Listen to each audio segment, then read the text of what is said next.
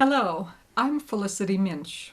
This program is about a Carnegie Library, its history, how it changed with changing times, and how it's being used today. Andrew Carnegie funded many of these library buildings across America, which helped to create a system of free public libraries.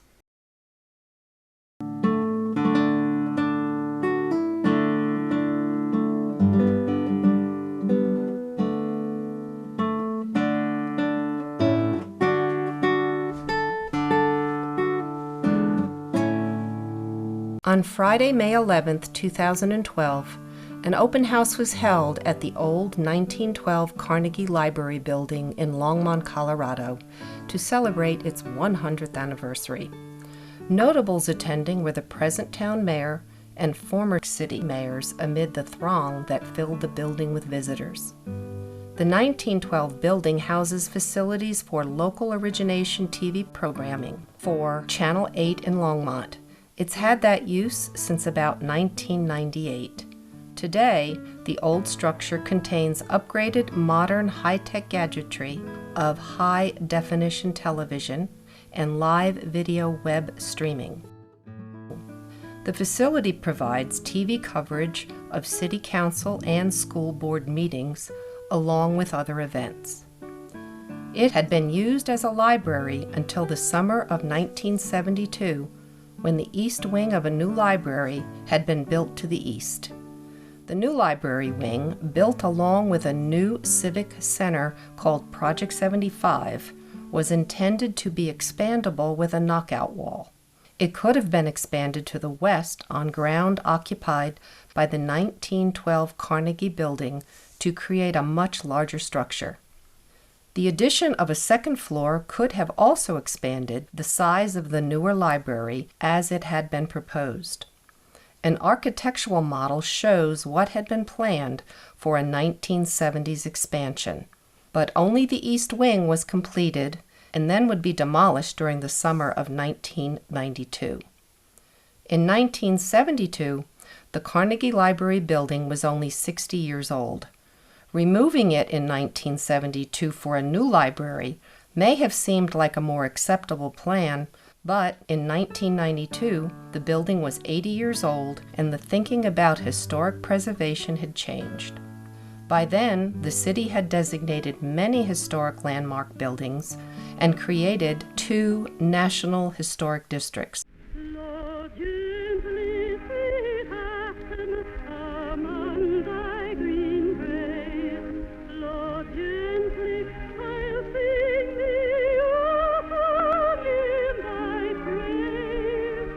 Steel magnate Andrew Carnegie had been influenced by industrialist Peter Cooper, benefactor of the Cooper Union in New York City.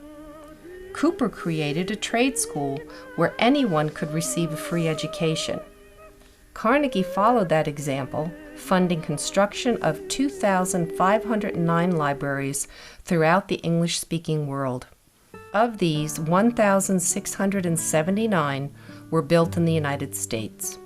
While Carnegie believed wealth in the hands of a few was needed to sustain a democracy, he also believed the wealthy should pay back the society that enabled them to gain wealth. Carnegie was largely self-taught from books he borrowed from Colonel James Anderson. Anderson had a small library of books which he loaned to local boys on Saturday afternoons. Carnegie had worked long hours in hard jobs as a youth with no access to education. He believed boys and girls needed free access to books to educate themselves and should share cultural opportunities on a basis of equality. Since he had been born in Scotland in 1835, he also believed free libraries gave immigrants a way to acquire a cultural knowledge of America. Carnegie believed he who dies rich dies disgraced, and he wrote a gospel of wealth that would influence other philanthropy. Boulder and Longmont, throughout their histories, engaged in spirited competitiveness, which appears evident in their establishment of Carnegie libraries. Boulder acquired a $15,000 grant from the Carnegie Foundation on February 20, 1904. The idea received enthusiastic community support and led to construction of a Carnegie Library at 1125 Pine Street, which commenced in 1906. Just 1 year later, the facility was open and boasted a collection of 3,000 books. Not to be outdone, determined Longmonters created a library board by ordinance on March 12, 1907, and also applied for a Carnegie Grant. The foundation promised the city $12,500 on December 13, 1907. Longmont only had a WCTU reading room at the time, which replaced the town's old library hall. It had been one of the oldest libraries established in Colorado. Ironically, efforts to build a new library were thwarted by a Donnybrook over where to locate the edifice. Its funding was clouded by a controversial tax issue when the proposal was put to a public vote on June 30, 1908. As a result, the Carnegie Library proposition was voted down by Longmont voters by a margin of 225 to 75. Another ballot issue pertained to its location. Some key local citizens, including the architect, thought it should be placed in Thompson Park, named after Library Hall's benefactor, Elizabeth Thompson. But this idea lost by a margin of 100 to 55 to a ballot option to place the Carnegie Library structure near City Hall. The Carnegie Grant mainly covered the cost of a building. The grant stipulated that the city would have to provide a site and $1,250 or 10% per annum for maintenance. The city government then began allocating $1,500 annually toward a fund to help begin the effort. An option on a parcel of land comprised of the first 3 lots of Block 65 at 4th Avenue and Kimbark Street was secured after a fundraiser produced $100 each from about 14 generous citizens. After donations were made, the land was purchased for $2,000. The May 31, 1912 deed transferred ownership. With political issues settled, a contract to build the Carnegie Library structure was awarded to Sprague and Wiggins for $12,551, as reported in the August 16, 1912 Longmont Ledger. There are some notable similarities and differences between the Boulder and Longmont Carnegie libraries. Both buildings were made from a light-colored brick.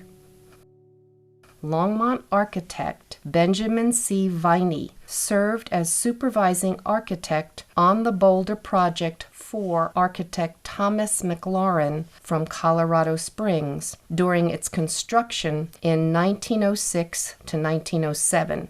Viney later designed the Longmont Library for its 1912 completion, a design likely influenced by guidelines issued by the Carnegie Foundation in 1911. Viney also supervised construction of a library in Roswell, New Mexico for McLaurin.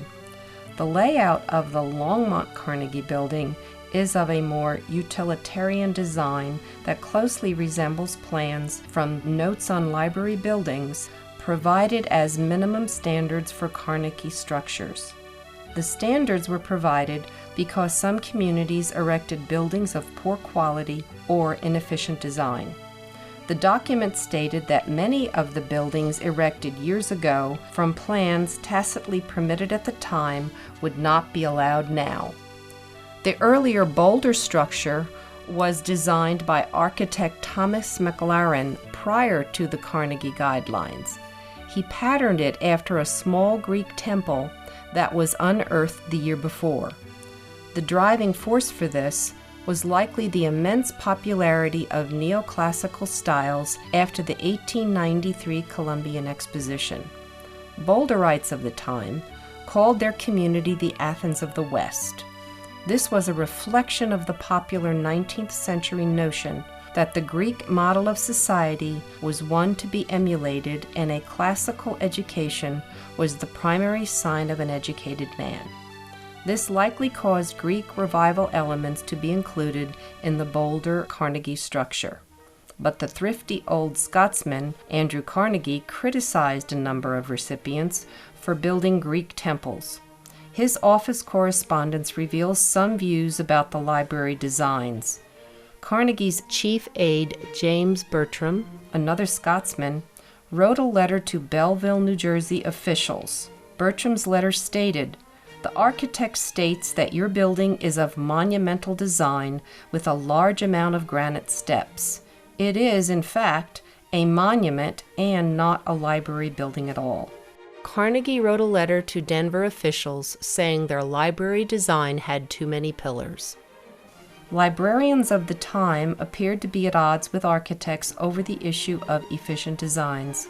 At a meeting in 1888, the American Library Association president, Charles Cutter, retorted that the architect was the natural enemy of the librarian. The issue generated much discussion at conferences, but the strong resurgence of the neoclassical styles prevailed. At a 1903 meeting of the Illinois Library Association, the paradox was revealed and stated, "To submit a design in any other style is practically fatal to an architect's chances." The Longmont Carnegie building could be of importance due to its efficient, simplistic design. The Boulder Library plan is rectangular with a short facade, and it has its main entrance on the left side. The Longmont Library, in contrast, is a rectangular plan with a long facade which has a central bay facade entrance. The Longmont Library more closely resembles recommended 1911 Carnegie layouts. Longmont's library's layout is similar to structures built in Green River, Wyoming, and in the cities of Florence, Idaho Springs, Lamar, and Trinidad in Colorado. The exterior appearance of these buildings varies, and Carnegie libraries were often unique. Quite possibly, all of the structures are designs that were one of a kind. The first thing that is stated in the Statement of Significance in the National Registry form of the Boulder Library is, "The Carnegie Library is significant because of its association with Andrew Carnegie and the National Library movement that he supported.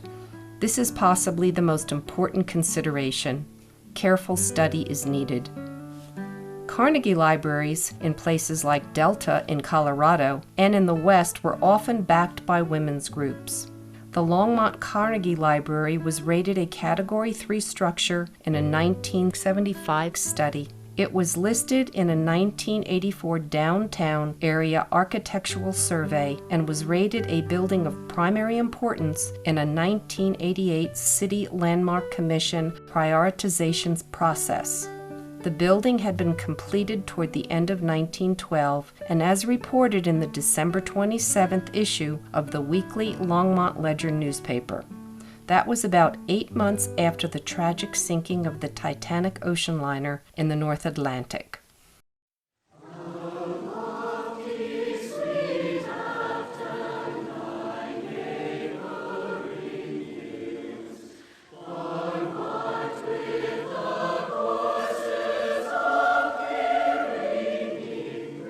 The Longmont Carnegie Library opened in early 1913, as reported in the January 31, 1913 issue of the Ledger.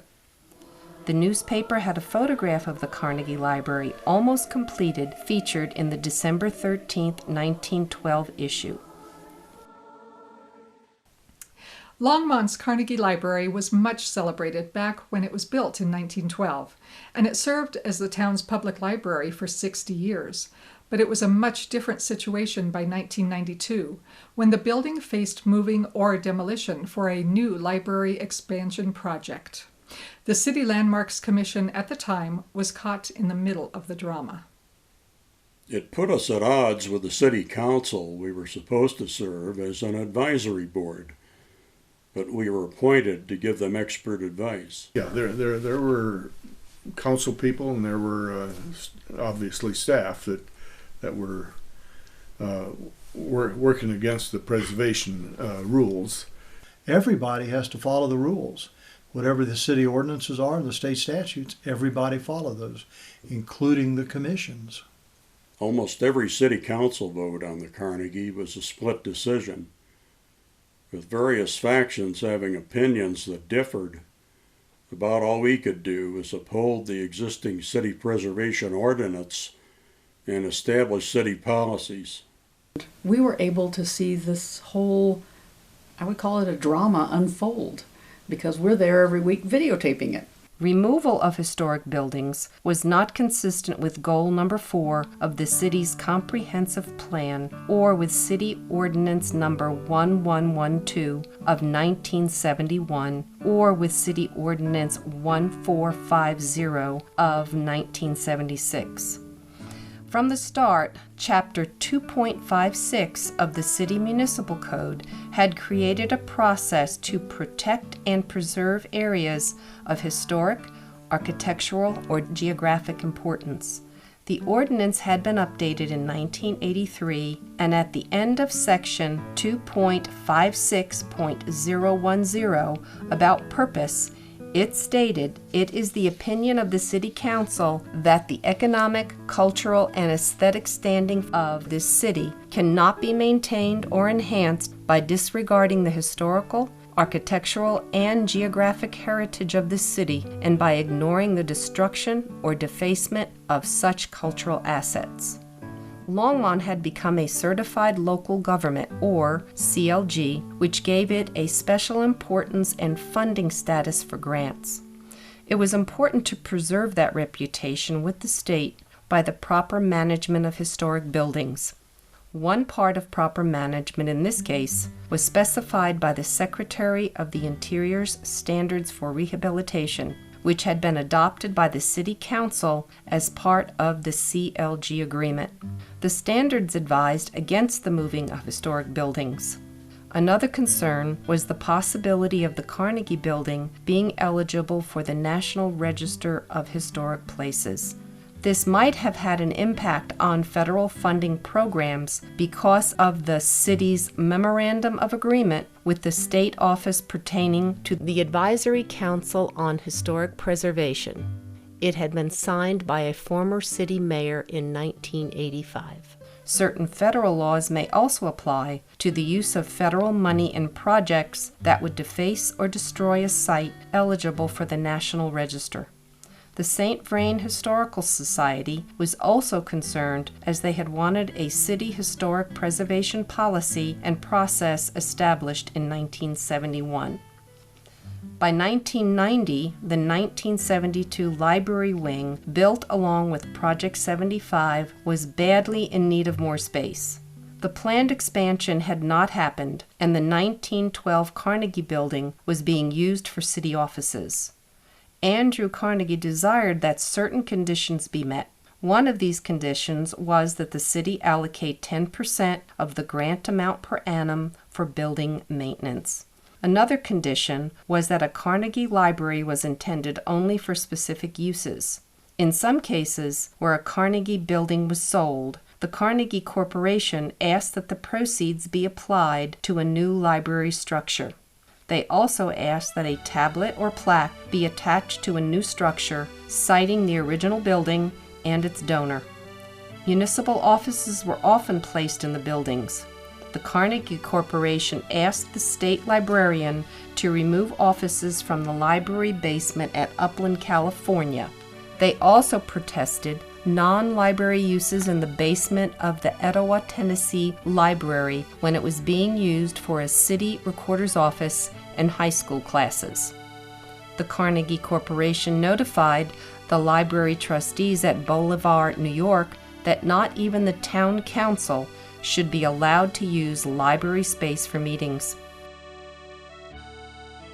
Alexandria, Minnesota asked the Carnegie Corporation about a request to use a lecture room for music club meetings or Christian Science church services, and they replied that the rooms were to be used only for lectures directly supplementary to library work.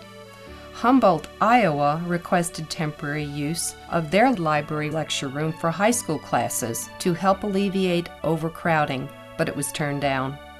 The Carnegie Corporation also protested to officials over misuse of an upstairs lecture hall at the Jefferson, Texas Library, which was being used as an opera house and a motion picture theater.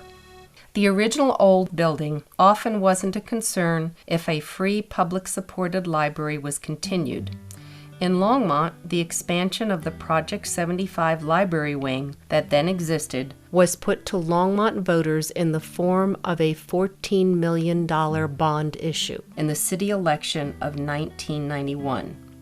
Passage of the funding allowed a new library project to move forward, but the architects hired by the city proposed a totally new library structure that abandoned the Project 75 design. The new architects engaged for the new library expansion presented several new design options. This would turn into a mess some called Library Gate. One city council member claimed no one stepped forward from the City Landmarks Commission on the Carnegie early in the process, but the facts were that the Landmarks Commission identified the Carnegie Building as a structure of primary importance in a historic resources priority listing document that had been published in 1990.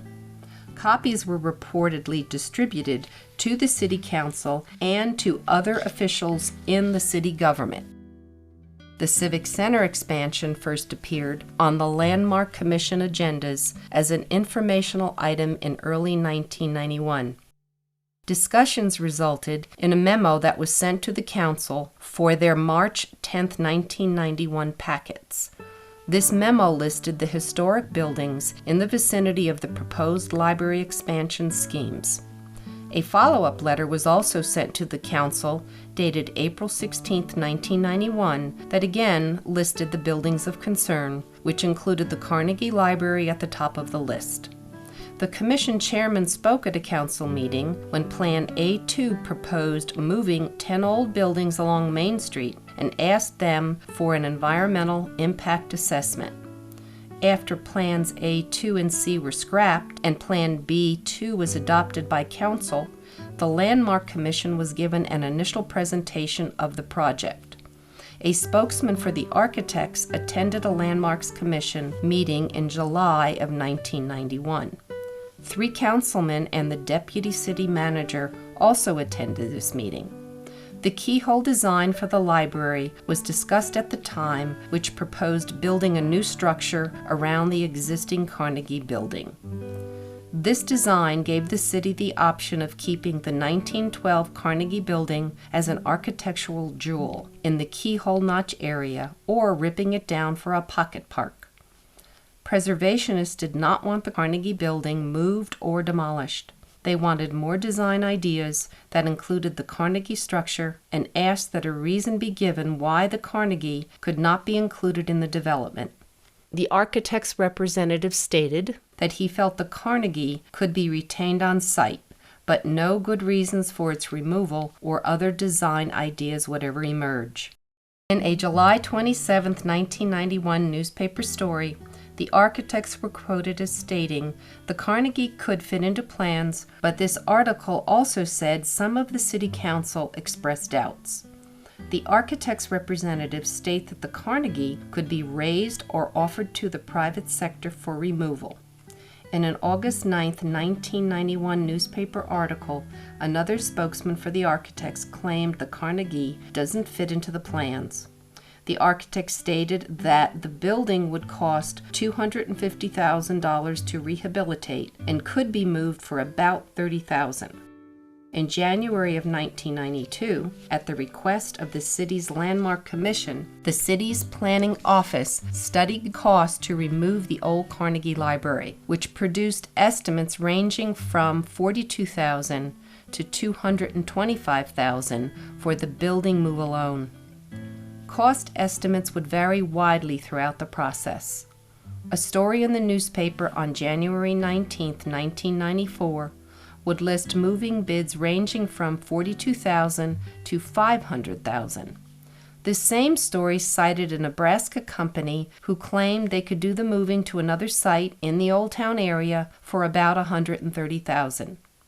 A local mover estimated that it would cost between $185,000 to $225,000, not including asbestos removal. A August 14, 1991 newspaper story titled "Design Draws City OK" reported the City Council decision to adopt the keyhole design. But some had the opinion the Carnegie didn't carry enough historical weight to build a new library around it. The local historical society president spoke at the meeting saying, "We are concerned about what this decision reflects in terms of the city's commitment to historic preservation in general." Longmont's Carnegie Library had a sign over the front door in the 1980s identifying the building as the City Hall Annex. It was used for a variety of city offices until being vacated for the 1992 Civic Center expansion project. Amid the controversy about keeping it on site, the City Landmark Commission members inspected the building themselves at the time and found it to be in sturdy shape. Some critics at meetings claimed that it was crumbling. The Landmarks Commission chairman did more research on the Carnegie building and wrote a report dated September 7, 1991. This report was sent to the Colorado Historical Society State Office, along with a letter that asked for a reassessment of the National Register eligibility. They responded with a letter that indicated it would qualify for the National Register of Historic Places Criteria C due to its age, style, and unaltered condition. This letter and the September 7, 1991 report titled Longmont's Carnegie Library, an Historical Assessment and Adaptive Use Proposal were then forwarded to Council. This resulted in a joint meeting between the Landmark Designation Commission and the City Council on October 15, 1991, where the Carnegie Library matter was discussed for about 2 hours. An article in the newspaper on the following day titled Council Shelves Carnegie reported a vote by the City Council taken at that meeting to suspend their move or demolish decision. The Daily Times Call article reported that the Council's decision to wait means the municipal library might still be expanded around the Carnegie building. The Carnegie building's historical standing seemed to sway most council members away from their earlier position. But at the meeting, some rhetoric was also expressed in opposition to keeping the Carnegie. The library board chairman stated that the Carnegie stood in the way of a new library. The library director claimed it was too much of an administrative burden. A spokesman for the architect claimed a rehabilitation of the Carnegie could cost up to $500,000, requiring custom milled woodwork. It was twice the amount that they had stated previously. The issue of different floor-level heights and handicapped accessibility was also discussed as a major problem. The architect stated that if the Carnegie structure was to remain, they would prefer that it not be connected to the new library. It was also disclosed at the meetings that they would prefer to saw the southeast corner off of the Carnegie building to facilitate open space for a grandiose keyhole atrium that was proposed for the development. The architects did, however, state the Carnegie could be kept in with the design of the new library and that the only major change to the design would be the treatment of the exterior walls in the keyhole atrium corner to presumably help hide the blunder of wanting to remove the building for something as insipid as a courtyard. The idea was trumpeted that the Carnegie space was needed for library programming needs that included an outdoor reading room, model rocket launching, and skateboarding. Other ideas that had been proposed for the Carnegie Library space were an amphitheater and an ice skating rink. The Carnegie Library was discussed again in a study session on December 10th, as reported in a Daily Times Call story the following day titled, Carnegie to Move for Project. The city manager and his deputy then rushed a council communication for a consent agenda item for the next council meeting on December 17th, which stated, Staff recommends that the Carnegie Library will be relocated or demolished. Funding for the renovation and reuse of the building for city functions does not exist. The council was asked to table the item, saying there was no reason to rush a decision on the Carnegie, but only one person in attendance spoke in opposition. After a short discussion, the City Council then voted in favor of the staff recommendation 3-2 with 2 members absent. The city offered to sell the Carnegie Library building for $1 to anyone willing to move it. The city would throw in $30,000 for moving costs, but no one fell for the idea. A newspaper article on May 14, 1992, titled "Carnegie Hall's Little Relocation Support," reported that few people wanted to serve on the relocation committee being proposed. The ones who were knowledgeable about historic buildings did not want to participate in any mismanagement of the structure. With the lack of support for preserving the Longmont Carnegie Library, a citizens group was being formed to do what the city government itself was not able to achieve. And a petition drive was being organized to present an alternative proposal that had public support.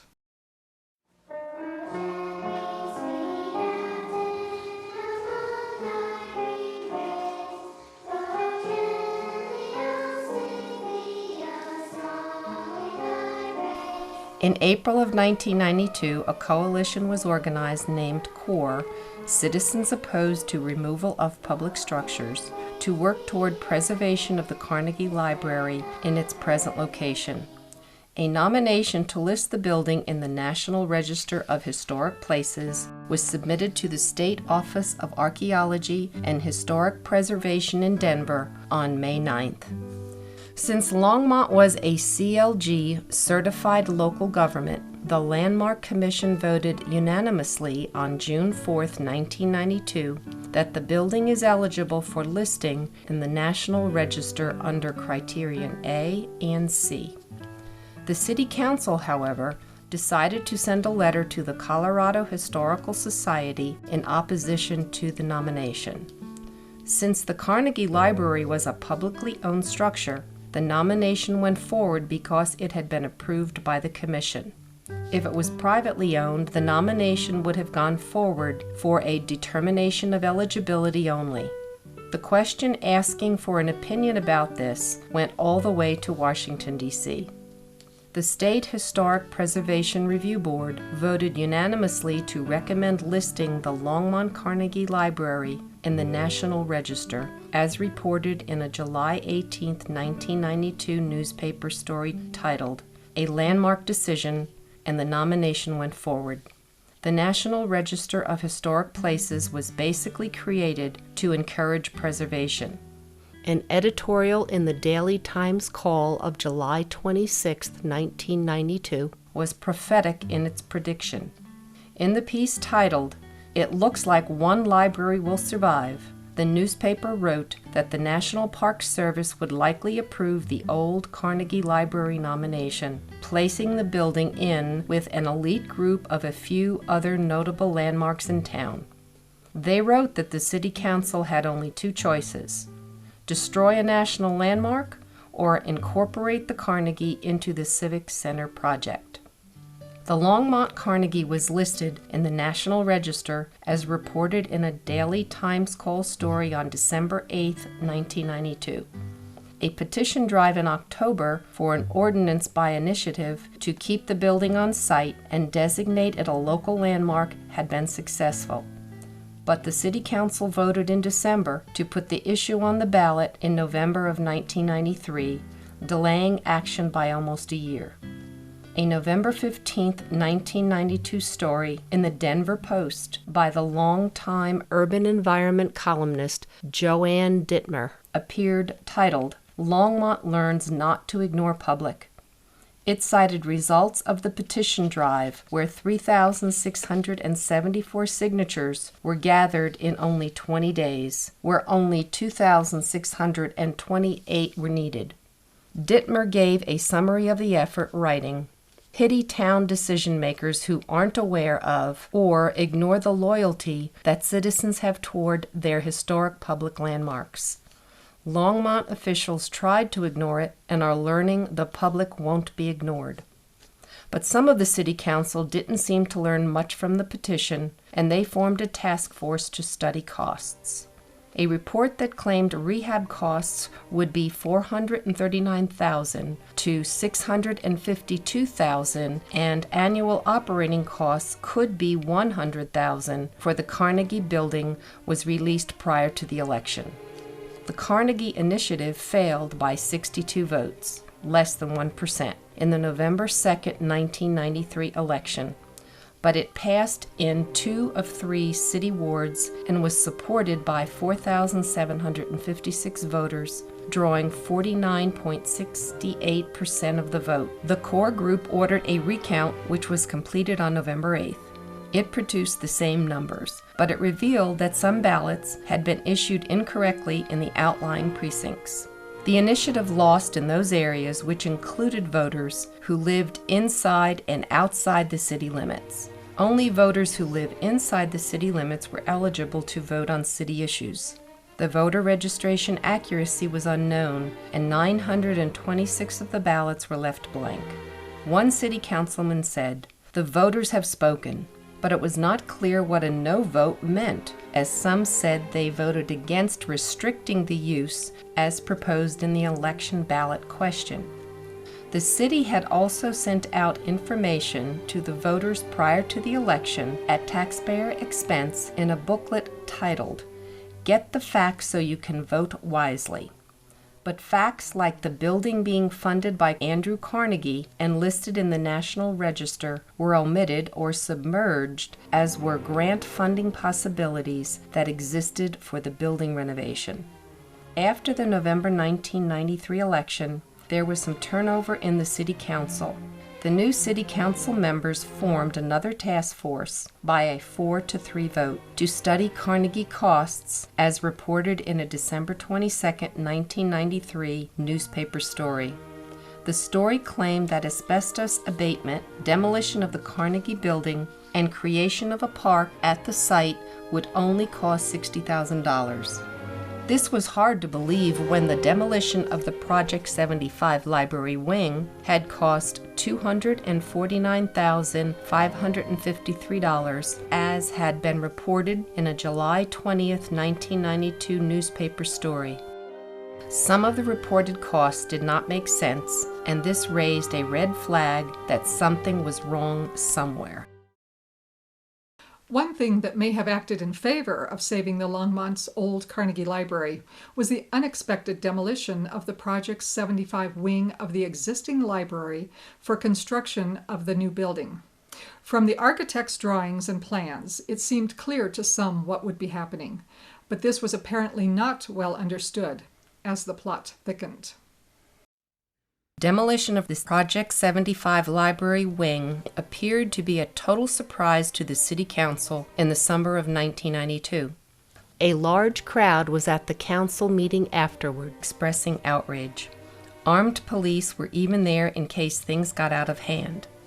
Stories appeared in the newspaper, one titled, "Raising Stirs Up History," and an editorial titled, "At Least They Blew the Horn for Jericho," reported that one nervous city council member had said, "I wonder what other surprises are out there." The city council member made the remark in reaction to assurances the designers had given them that the renovation would cause no displacement. The editorial went on to say, "Surprise, the library's gone." It reported that a self-anointed committee consisting of the new library designers, a private project manager, the deputy city manager, the library director, and other city staff members had decided in March to remove the Project 75 library building without consulting their bosses on the city council. The editorial went on to say, had voters known the library building was unsuitable for remodeling, the project and even the election itself might have taken on a new complexion. It reported the council ordered an explanation of how a public structure can be destroyed without the council's consent or the public's knowledge. The newspaper went on to question, "It's making us wonder what other surprises are out there." We saw firsthand the uproar when that building came down. And frankly, it was shocking to all of us to drive by that site and look and see basically an elevator shaft. Folks in the business community in downtown Longmont were livid when they woke up one morning and the library was in rubble. The only thing standing was the elevator shaft. Mayor Wilson and some of the rest of us on council were very upset and angry with the city manager's office for tearing down that Ames wing of the built in 1975, Project 75. So the library that they tore down to make room for the new one, they were using the same thinking as the ones that were trying to tear down our Carnegie Library, and council became very angry. I think some heads rolled over that issue. It came out that a demolition permit was not issued. It came out in a series of newspaper stories titled Libraries Fall Plotted in March on July 3rd, one titled Library Fell Before Permitted on July 13th, and one titled City Knew It Would Fall on August 28th. The cost to demolish the east wing of the Project 75 library structure had come out in a newspaper story on July 20th, 1992. The story reported that it cost almost the $250,000 to demolish the library wing they had built for $446,359 in the early 1970s. It also came out in the July 20th article that the city had budgeted $340,143 to move the library contents to a mall location on the north end of town during construction. A story in the July 2nd, 1992 newspaper had the caption, "Designer Defends Old Building." The architect of the Project 75 library wing criticized the demolition of the structure he had designed that was only 20 years old. The newspaper quoted him as saying, "I don't really understand what they are trying to do. This was built to be a 100-year-old building. It implies that I did not do what was required." Newspapers in nearby cities caught on to the brouhaha. A July 14th story in the Boulder Daily Camera titled, "Raising Library Raises Fuss in Longmont." A story in the Denver Post titled, "Raising of Library Raises Hackles" appeared on August 7th, and another one titled, "Longmont Misused Funds" would appear in the Denver Post on October 5th. The story headline said, "Library Blunder Typical of City Management," and it reported that a recall group had been formed to oust 4 city council members for misusing money. It also said the group had filed a fraud complaint with the State Securities Commission. They complained that voters had been misled on the scope of the cost of the $17 million Civic Center expansion and renovation. All of the fallout from the library flap drew a crowd, and it resulted in the resignation of the city manager and his deputy in the rather shabby episode that would become called Library Gate. It seemed remarkable that people were still talking about demolition of the Carnegie building after demolition of the Project 75 library wing touched off a powder keg.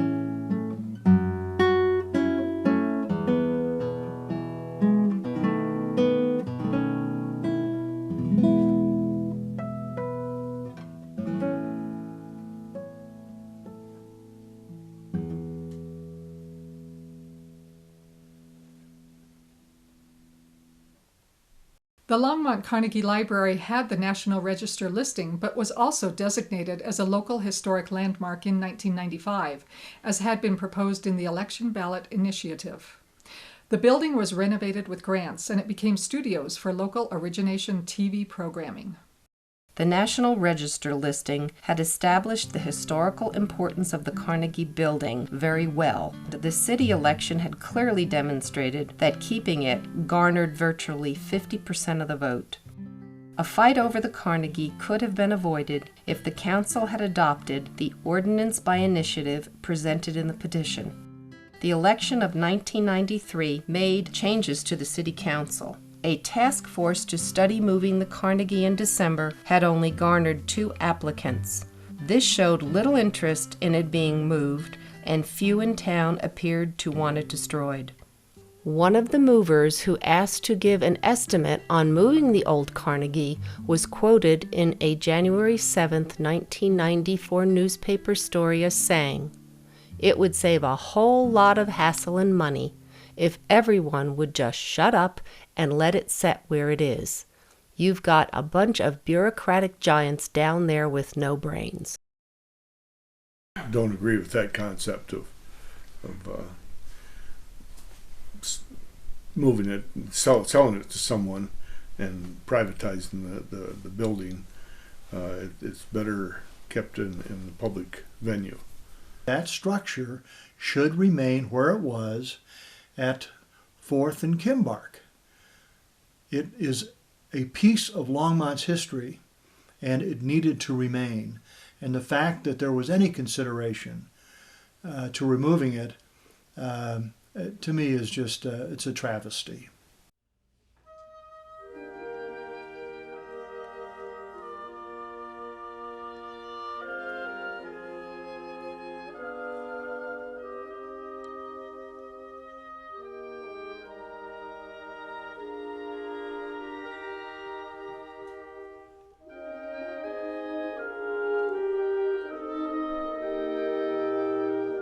The Carnegie Building was ultimately kept on site by a 4-3 vote by the council in February of 1994.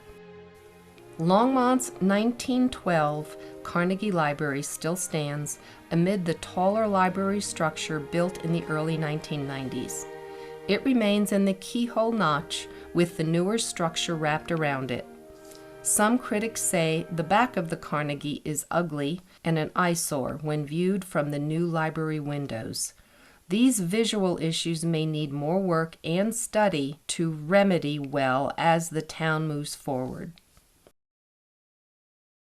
The organization, Citizens Opposed to Removal of Public Structures, or CORE, they were a passionate group of people who expressed their point of view and got things done.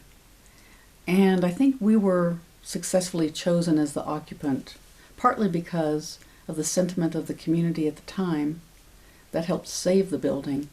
But I think that we were a good fit for people who found value in historic buildings.